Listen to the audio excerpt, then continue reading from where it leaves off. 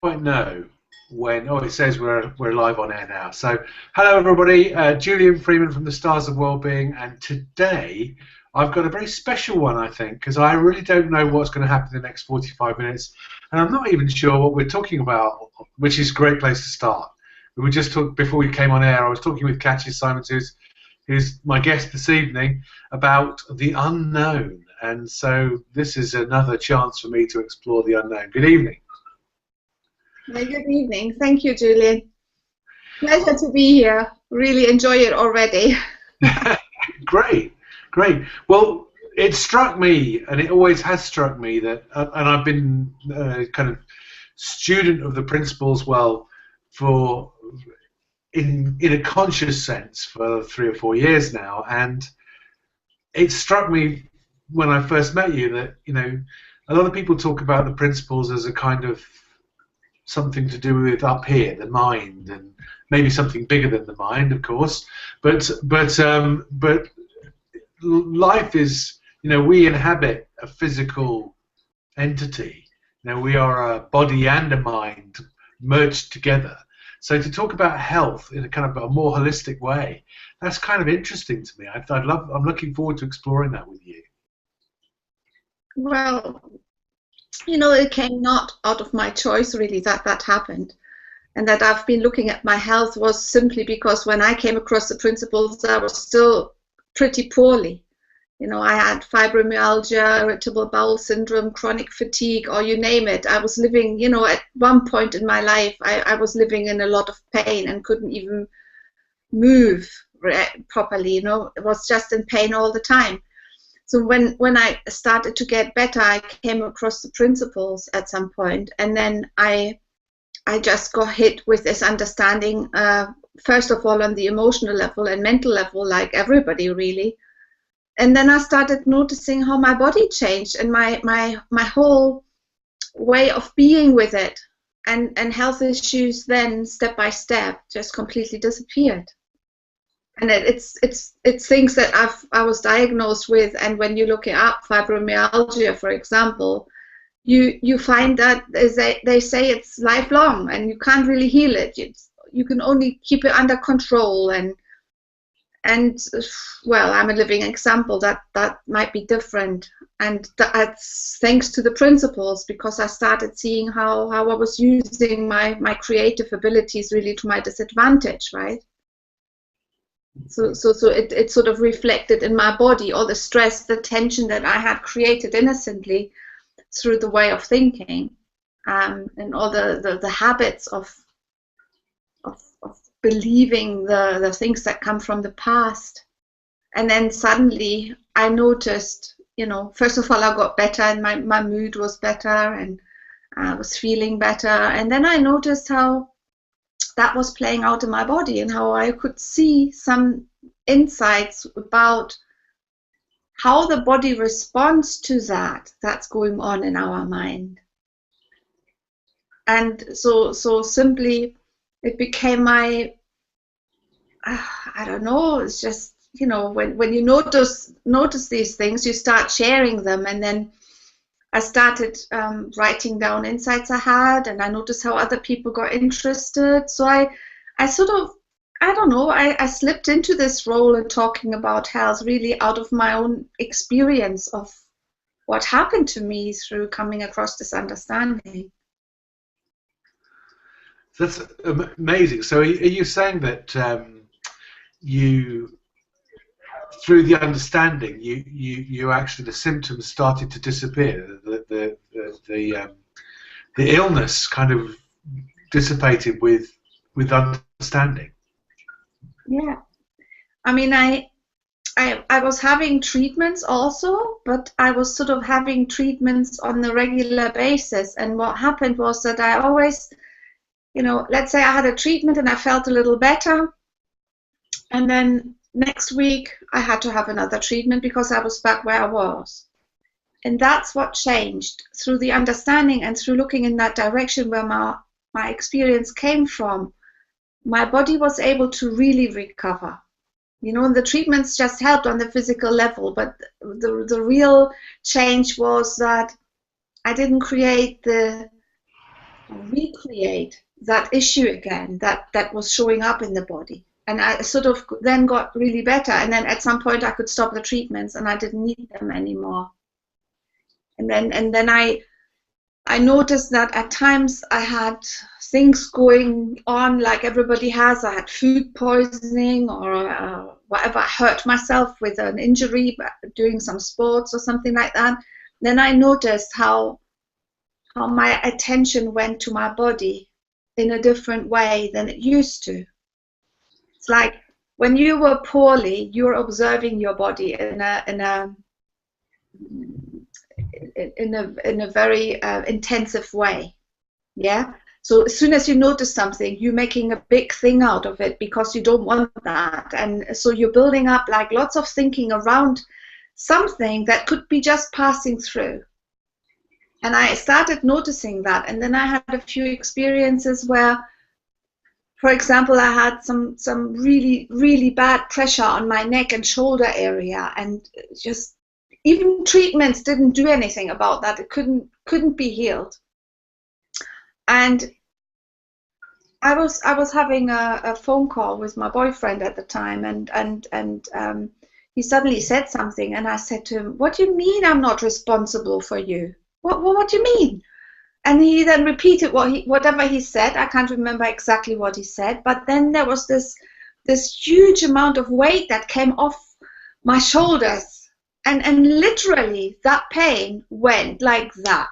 And that was like the first time where I was really looking in that direction. I thought, wow, a symptom was clearly connected to some thinking, some form of thinking that led me to take on a burden that was unnecessary and that wasn't needed.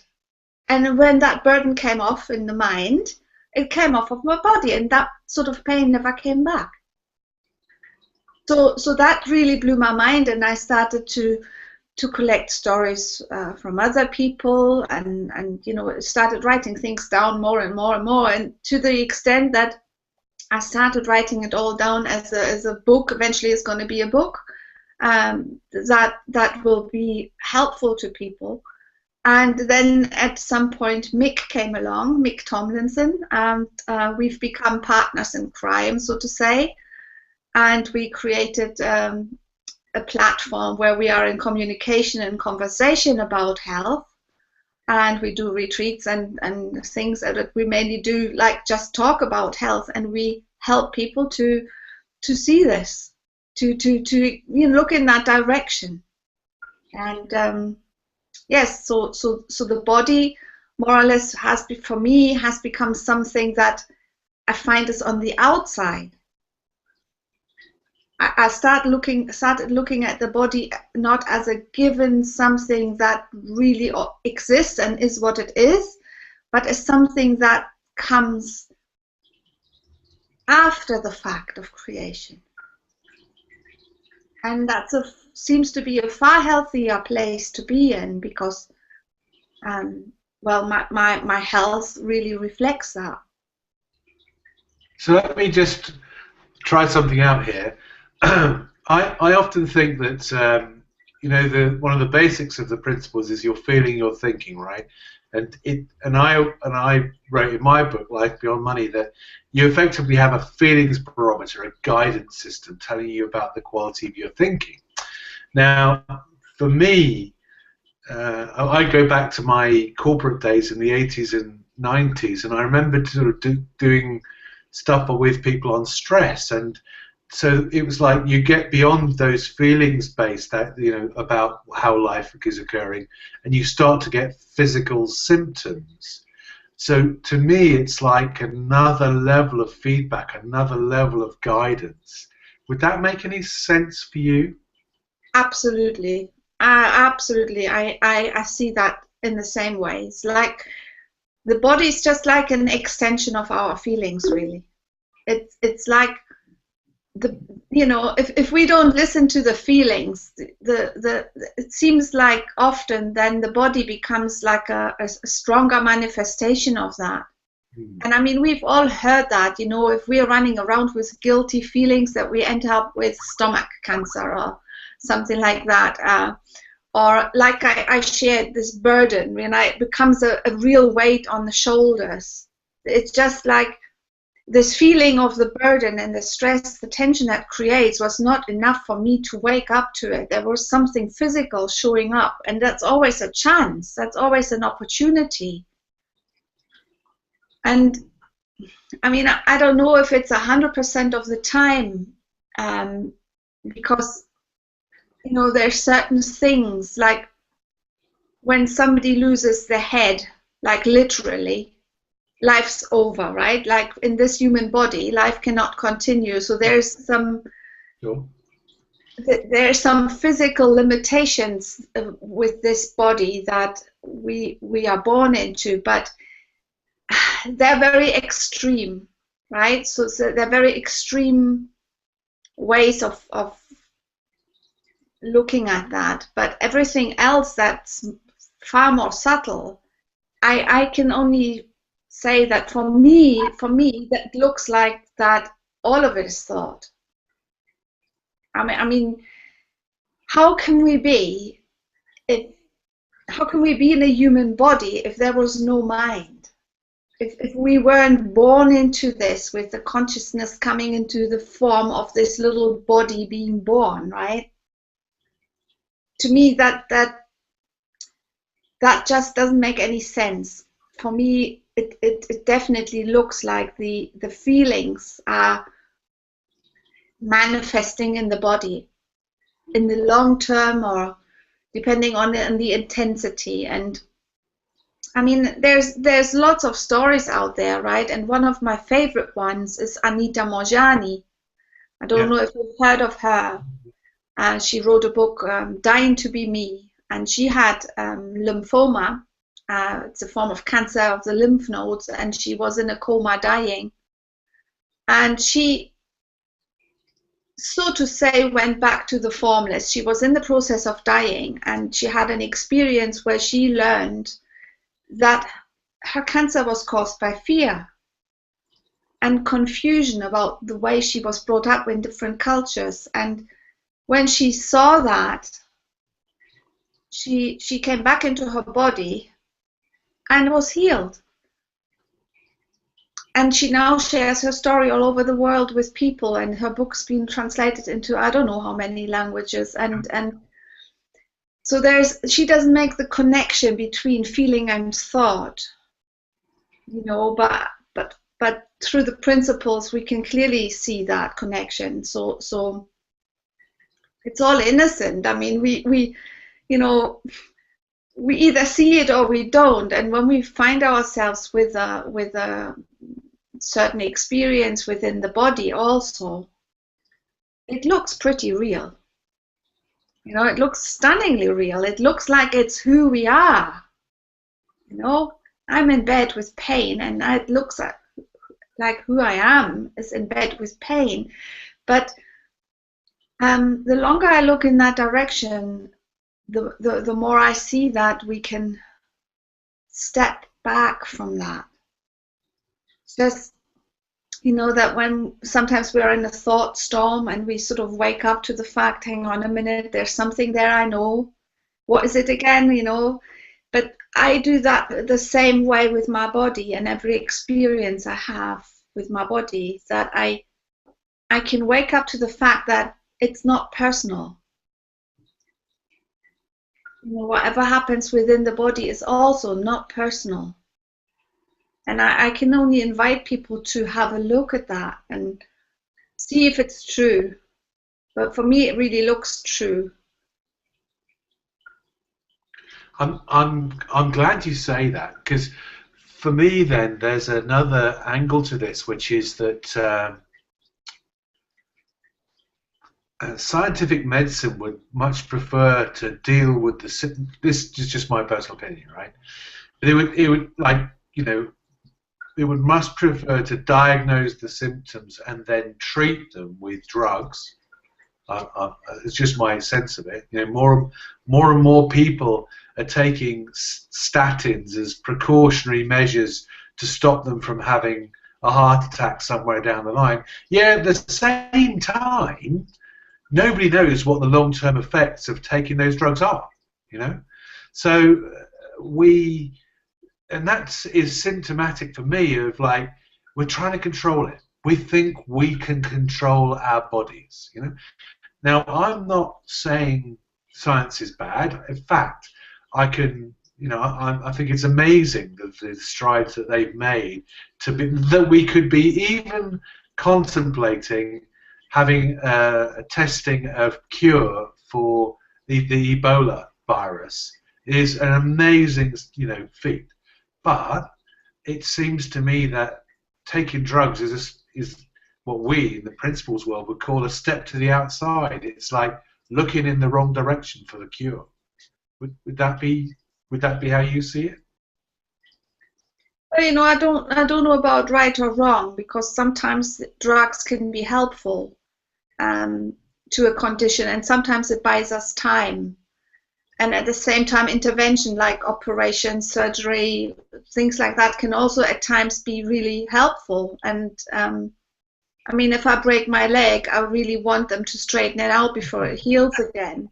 So there's common sense to that. But the danger I see is that we're trying to change the form on the outside only, and we're not aware that there is a bigger force which has healing capacities and which brings us back to a default health position. And it starts with diagnosing, actually, right? Because Mick and I, we had a lovely hangout the other day, and we were talking about, is this body really real? And we had lots of examples coming up as, for example, when we go for a blood test, it's just a momentary blood test result of that second of when they took the blood. And it could be totally different 2 minutes later, 2 hours later, 2 days later. But we are diagnosing now, looking at this blood. And then the danger is that we are now having a label, like when I had a fibromyalgia, right? So I identified with having fibromyalgia, which is just a pain, really, that nobody knows where it comes from. So you automatically look it up on the internet, and so you end up believing the symptoms and what it looks like. You're watching out for more symptoms because it says that comes with more other syndromes, with more problems. So yeah. you become like conscious in a way that's not really necessary. If you didn't know what it was, it probably would pass through the body without like a big deal, making a big deal out of it. So the diagnosing, and you know, when they have diagnosed you, then they believe that's it, that's for life, right? With this diagnosis, for example, it's you have that, you are that. And then, you know, what we do in our mind, we're creating a concept and an idea about that. And then we see through that. Well, guess what we see? If I've got fibromyalgia written on my glasses, that everything that happens to me, I see through the eyes of that, and that's what I get. And then with drugs, it's a bit like the same. It's sort of, it is even a result of it, right? Now I've got a diagnosis, that means I'll give you those pills. And the doctors don't seem to see that we're all individual and that we all have unique ways of dealing with things, and they don't see that we got wisdom, that we would probably know when to take a pill and when not. They just prescribe it, and we believe that they know better. And unfortunately, that's been proven to me many times, they don't. That was what I was getting at. I think quite often then we abdicate. One of the first things I think we were talking about here, or that I get a sense of, is that it's possible for us to tune in to our bodies and to tune into our whole selves, because the whole thing is, you know, part of the guidance mechanism. It's part of the thing that's interpreting this universal energy that we all live in, right? So living a life of natural ease and, you know, lightness and joy and all the rest of it, you've got the ultimate, you know, ability to tune into that to listen to it, to be in that place. And to me, this guidance system, when it is becoming, first feelings and then the physical symptoms, etc., you're getting farther and farther away from listening to yourself. And I think what I was trying to get at was not that the drugs were wrong. You're quite right to point out that, break your leg, you want somebody to set it. Of course you do. Of course you do. But I think the sense that I have, people tend to abdicate their responsibility. Like, it's not down to me to hate myself. It's just down to me to suffer. Yes, yeah, it is part of giving ourselves to to a professional who looks like they know better, and at the same time it is really easier than giving yourself to the doctors, or they will do it. That could be good because you don't get worried so much, but on the other hand side, you could be not listening to what's right for you. And actually, when I first came to Spain, and that's about 11 years ago, I used to go to the doctors with people, right? Because I didn't speak the language, and my Spanish is probably a real baby Spanish, but I was able to translate really well because all the medical terms, it's just the same like in German and in English, really. And so I helped people not only to translate, but actually to ask the right questions and to stay awake to their own wisdom and to really question what's been said. And I could see, because of doing it for such a long time, I could see how doctors simply are not prepared to thinking that the patient actually knows something. They sometimes go aggressive, they sometimes go annoyed that you ask questions. They don't support that, but imagine what kind of help it would be for the self-care system, or the healthcare system really, if patients took that responsibility and not running to the doctors with every tiny little thing, but listening to when it's really, really right to get some help. I mean, I just recently heard a report that was in the UK actually, that the GPs they have to see so many patients per day that they struggle. And as more and more people go to the doctors with every little cold, every little thing, and it's like we as a society seem to be losing the ability to just listen to what the older generations knew how to go about. It's within us. It's there already. And we're defaulting back to health. And in that regard, it's like we're not making the most of what we could do with our own abilities. And I think that's a sense that I've had is that listening to me, my body is a skill I'd lost.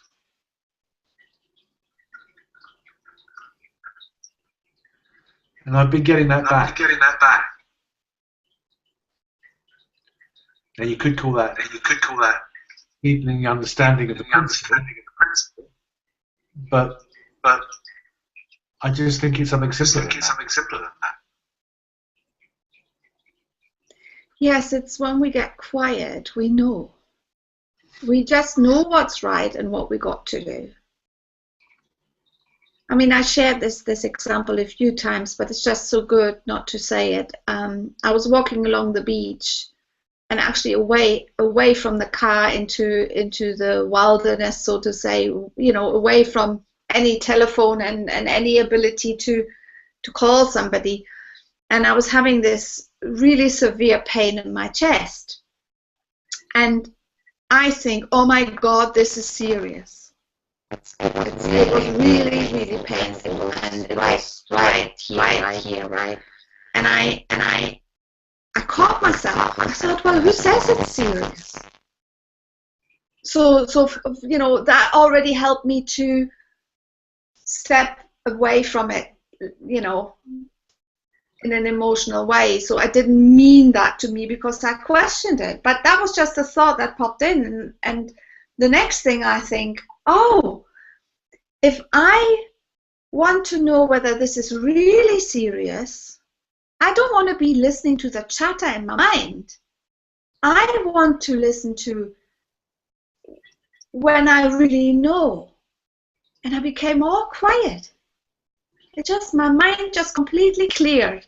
And I just happened to keep walking away from the car, which, if I had followed that fearful thought of this is serious, I wouldn't have done that. But I became clear within myself, listening to something deeper. And I kept walking. And then, you know, after a while, I noticed it was gone. I have no idea what it was, but it was gone. And I just knew that I didn't have to believe this stressful thinking, and that I could go for something that lies within me, which knows, really knows. There's no question then, you just know. You know, and if that knowing feeling would have told me to turn around, I would have probably done that, or whatever I would have done. But there's this knowing, there's that we really know ourselves when we have to take action. And it has a completely different quality to the feeling. It just is so damn clear. Like, excuse me for swearing, but it is so clear that you can't miss it. And as long as it's not clear, it's not wisdom. And I live on that now. I learn to rely on that.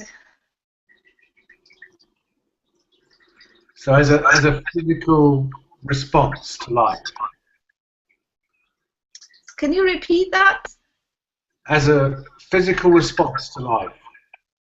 Yeah, yes. Whenever I can, really. You know, when I get caught up in things and I suffer sometimes, and then at some certain point I suddenly realize, oh, I'm doing it again. You know, it looks so real. Okay, you know, and then I start questioning things. I mean, I love this word willingness, right? Because for me, with the physical body is probably the thing that looks the most real to us.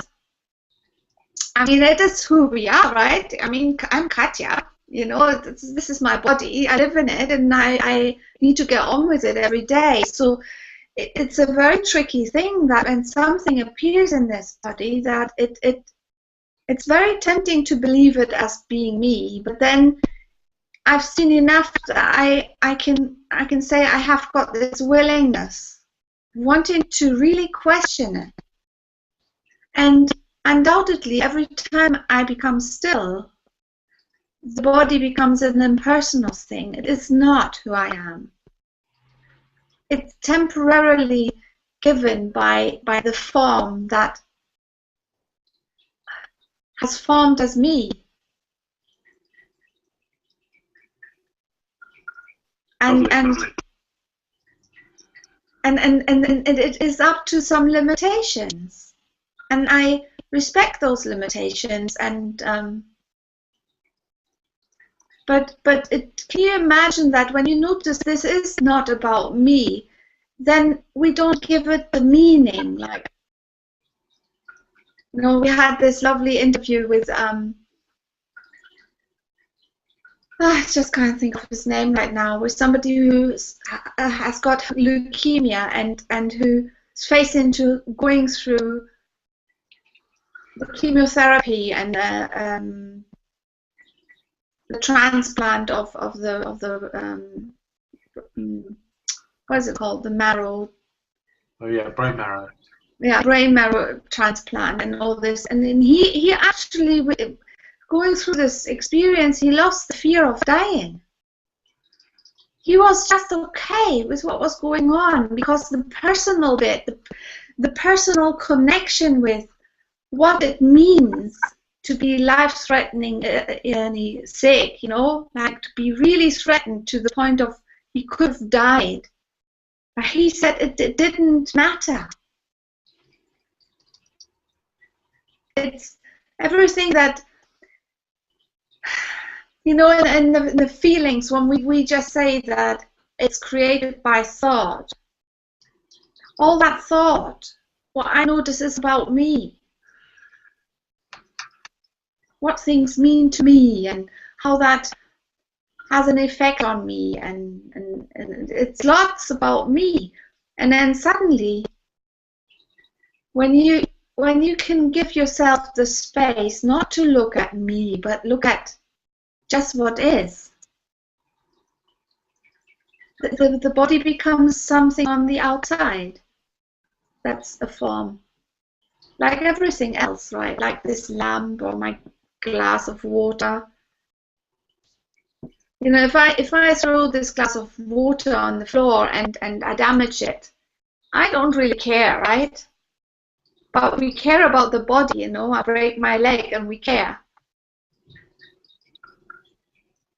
I used to think, and that was part of my problem, I used to think that I'm damaged goods now because my body wasn't in perfect shape anymore. My goodness me, did I put myself under a lot of pressure? That our body needed to be like a certain way to be okay? And it's all in here, it's all concepts. When we're born as a little baby, we don't have that idea. We were just completely okay with what is. So you've been running a retreat, right? When is that? That's in April. End of April. It's 29th and 30th of April, and it's in Spain. And I'll do that with my colleague Mick, my dear partner Mick, for Insight and Healing. We're doing this. It's called The Relationship with Our Body is the Key to Health. And we've run one before together in Spain. It was really lovely. And if people want to find out a little bit more about it, the info is all on our website. And may I say our website? Yeah, go ahead. It's called itsallhealing.com. All together, itsallhealing.com. And you'll find it under the services page. Yes. What will people be experiencing on that weekend? Well, we're going to look in that direction, right? So when we look at the relationship we have with our body, we will see that we have some sort of conditioned way of looking at that. Like I just said, right, I was really expecting my body to be perfect all the time. And therefore, I became very critical with my body, and therefore I was observing my body a lot. So I created lots of habits around the way I saw my body. And when we look in that direction, lots of things like that fall away. So it's about really starting to see the health again that is already there, which gets covered up by all of our stuff. And the benefits are really going to be that you will start to feel better within yourself, taking it easier, so to say, and looking at the body. And at the same time, it's we're also inviting people to come who share the principles and opening up towards the possibility that there is this huge, big effect that it has on our bodies, just to look in the direction where our experience really comes from. So I mean, for me, the difference of knowing the principles or not is a complete change in the way I experience my body and my health, to the extent that I built up, or even, because the self-healing abilities are right there. They're right at the source. And the more people can see that, the more they will benefit within their own bodies. or even prevent future issues, right? I think that's a huge opportunity, huge. That's so big when you stay aware to that. When we all become older, right, and we all sort of collect more and more thinking, and the body wears out a little. It's just a natural thing. So if we can stay tuned in to staying awake, how life tricks us into believing that this body is really us. It's huge. Now I'm really looking forward to it, really do. Sounds great. But I'm also really excited about this idea of that the people who aren't that ill, but can look to health more, tune into their health more, in the simplest possible way. Yeah, exactly, because you know, keeping health is simply being, how can I say, being the best within your emotional and mental well-being is already the key to that physical health, and listening to that. Yeah. It's just creating awareness really about that, and just opening up to the fact that this could actually be worthwhile, even on the physical level.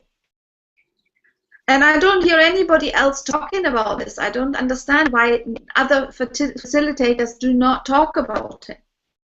Because for me it's so obvious. But it's maybe only because I've experienced it myself, and I can hear it everywhere, see it everywhere. I think it beautifully completes the picture that, you know, your emotions and your thoughts and your physicality, you know, all reflect one another, and so the more that you go with the flow, as you call it, the better all of that's going to be. Yeah, exactly. It's just naturally, it's one thing. It's, you know, we are beings thrown into a physical experience, and I mean, even emotions. Look at emotions. Aren't emotions physical things? I mean, how do we know whether we feel sad or angry? And then look at the red head. When I go angry, you know, I get this boo red head. And when I feel sad, there's tears coming out of my eyes. It's physical. It is already a physical. We are physical beings in the sense of the being lives a physical experience. And everything expresses itself through us. So we have senses. We can taste, we can see, we can hear. It's an amazing miracle, really. And I, you know, the more I look into it, the more I think I don't know a thing. I just know there's something greater running the show. And I must say that the more I give myself to that, the more I allow that show to be run the way it's running, the more comfort I have, the more health I have, the more joy I have, the better my relationships go. It seems to be like it's just one secret, and it plays out on all levels. It just happened to be on the physical level for me, where it really blew my mind, but really it plays out everywhere, because it is everything. But I think it's great that you see that there's it's another. I'm going to say those fantastic words again. There's nothing to do. You know, it's so simple that we. It's only when we start to try and struggle with it, control it, get lost in what we think is a reality, and it's big. It's big. It's that, you know, so many people suffer from addiction and depression and you know, other diagnosed illness, cancer. You know, it's something that we could make huge strides in. So I'm amazed that you're right that nobody else is talking about this, and it seems like really good thing to do, to have a hangout or to have some focus specifically on health. And I think it's wonderful what you're doing, and I hope the retreat goes really, really well for you. No, thank you. I'm sure it will. Yes. Well, I just love, you know, I'm passionate about this because it means so much to me, right? Living without pain now is just, it just amazes me, and I'm so grateful for that because, I mean, you can do nothing really with your life if you're poorly, you know, without health. You're really stuck. But then again, you know, the way you see whenever something is there is what creates your experience. So even if I'm poorly now, I can be still totally happy. It's got nothing to do with the body, right? But the thing is that living from that perspective, the body starts to heal, because the body doesn't need to be showing you where we run into this illusion. Yep. You know what I mean? It's like the symptoms, the health issues are only there because we've believed the limiting beliefs that we believe. I don't know. There's no words. It's like we run into an alarm system, and it falls away once we've seen it and taken it and woken up to it. So in one, there's this two-way street with health, right? In one way, seeing the principles, we're having an easier experience of if there's something wrong within the body, and at the same time, if we wake up to the limiting thinking that has created the health issue in the first place, it's not necessary for it to be displayed in the body any longer. But it reminds me of my daughter. She was our first child, and there was a whole thing about trying to get her to sleep through the night and so on when she was first born, and she had colic and, you know, all those kind of things. But we as parents were really trying hard to get her to sleep through the night. And what we were missing was that there was a kind of, almost like a natural rhythm to the way that her life happened, you know. And once we just started to get sensitive to that rhythm and just go with it, then we made way more progress than we did trying all kinds of stuff. And it was just about us being more sensitive to, you know, listening, feeling the situation with her, with us. And I think that's the great, you know, metaphor for you and your health. I mean, the other, you talking about, we've talked a lot about ailments and issues in this hangout, but there are also times, I mean, like last year, we were doing a period of really, really healthy eating and exercise and so on, and then your body starts to like feel really shiny and energetic, and that feeds back through into your thinking, you know, into the way that you're being. So you can go in both. You can go in both directions. It's like people talk about the thought-feeling connection. It's kind of like that. It's inextricably linked. Yeah, I think it's because it's one and the same thing, right? Yeah, yeah.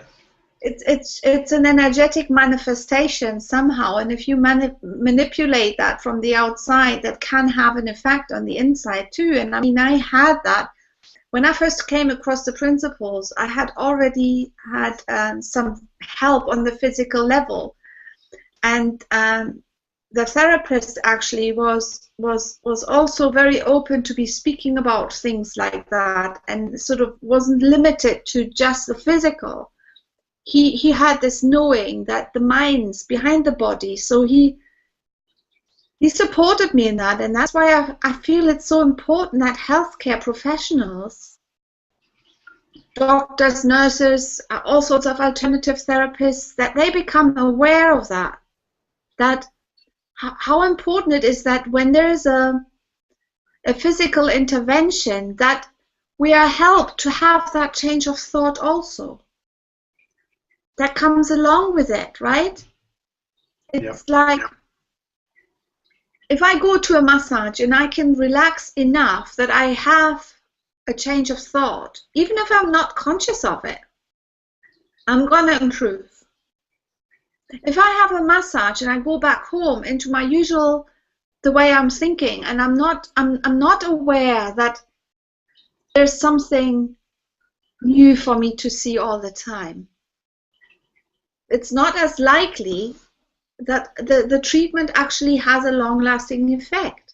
That's what I did years and years, and I just went back to where I was. Had a treatment, felt great afterwards, came back home, went back into life. 2 days later, I was back where I was.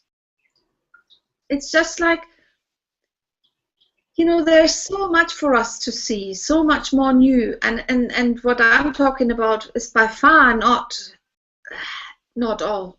That's just touching it and the potential of that. So thank you for enlightening us this evening. And if people have got issues or questions that they'd like to ask you, how do they get in touch with you, Katja?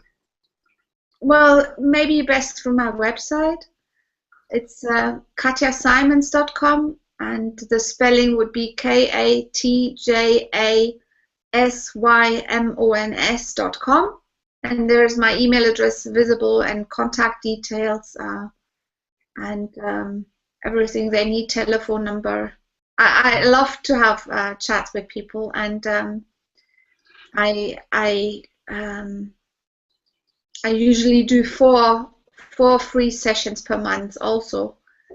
Schedule them in. If people are interested, they are very happy to get in touch. I got, may I say that, I've got an online course coming up starting next week. Go ahead. It's like a group coaching. It's a group online course, and I'm looking forward to it. It's a new format that I'm starting. It's going to be 5 sessions, and with the follow-up sessions after a few weeks. And it's about looking at where health really comes from, is seeing health from within, seeing it for yourself, that it's there, learning to rely on it, and being able to go through stuff with more grace, with more ease. And I'd love to hear. Actually, if people want to go for that one, I used at the beginning of promoting it, I had a super early bird.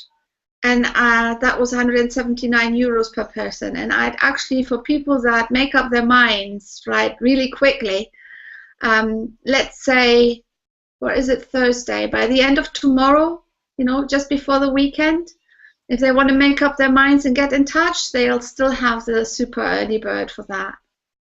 And more info about that is also on my website, actually. So. Fantastic. So thank you so much for your time.